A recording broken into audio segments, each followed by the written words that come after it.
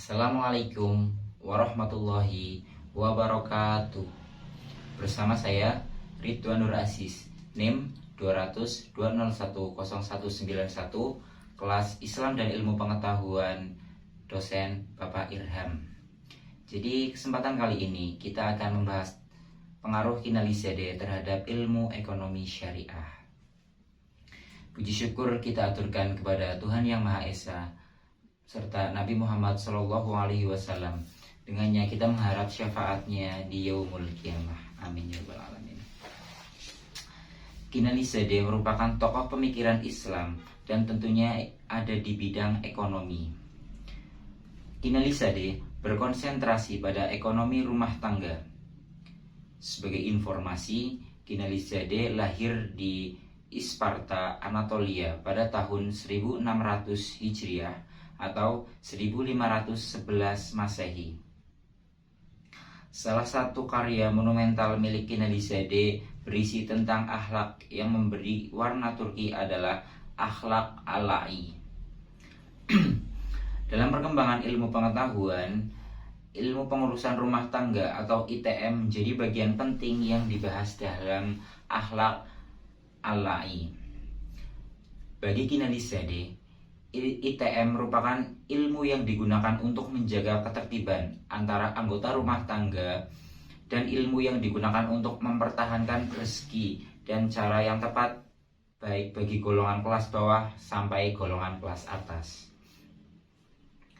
Jadi secara spesifik ya, Kinalizade menjelaskan bahwa karakter ekonomi itu dibagi untuk menjadi lebih baik karena manusia itu adalah merupakan makhluk sosial yang harus saling berkegiatan ekonomi antara satu dengan yang lainnya.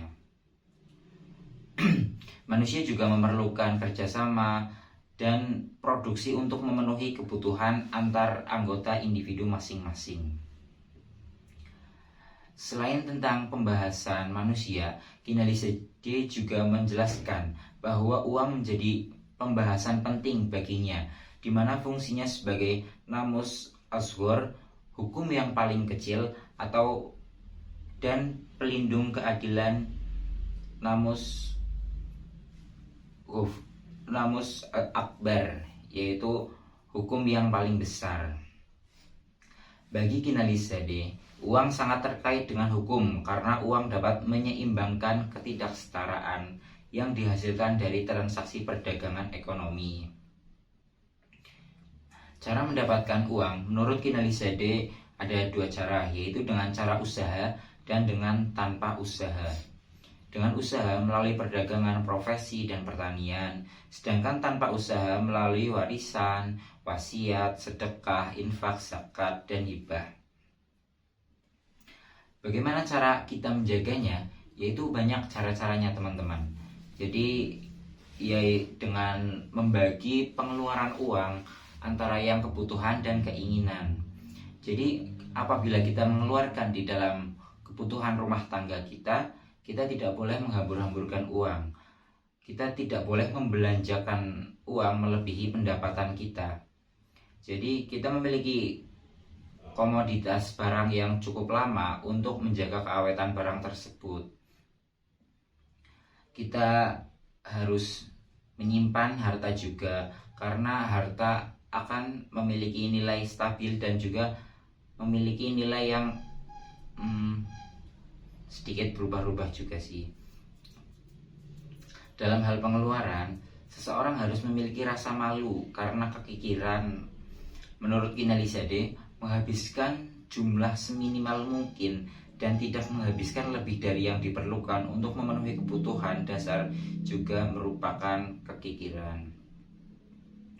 Kemudian tindakan untuk menghindari dari kesewenang-wenangan dan pemborosan dari konsumsi. Ketiga adalah menghindari untuk membelanjakan untuk membanggakan diri sendiri atau untuk meriakan diri sendiri, teman-teman.